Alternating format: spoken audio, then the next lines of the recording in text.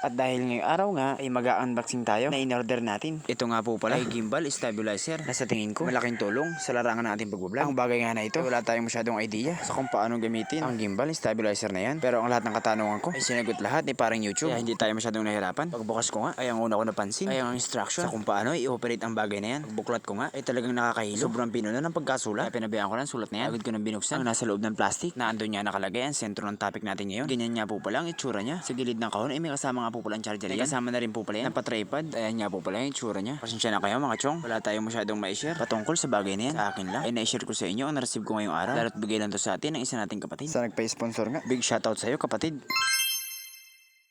Yan na nga yung itsura niya. Kapag na-set mo na ng maayos, kas makaproof. At kung kayo nga ay may tripod, pwede nyo yung pagkunikin. Dahil deroskas na rin yan. Pasok lang po ninyo. Kasi ikot-ikot. At nayan po ang resulta. Saktong-sakto nga rin yan sa pagbablog natin. Nabukan ko rin nga yung face tracking device. At gumana nga mga chong. May motion tracking na rin yan mga lods. At kahit saan ka pumunta ay susundan ka talaga yan. At sa handle trigger nga yan, may mga nakasulat ang instruction. At anti-NW gimbal stabilizer na yan. Ay tatagal halos ng 10 hours. Laban na laban talaga yan. Magkapunan mong video. Kaya ano pang hinihintay nyo mga chong? Order na. Yun lang. Paalam.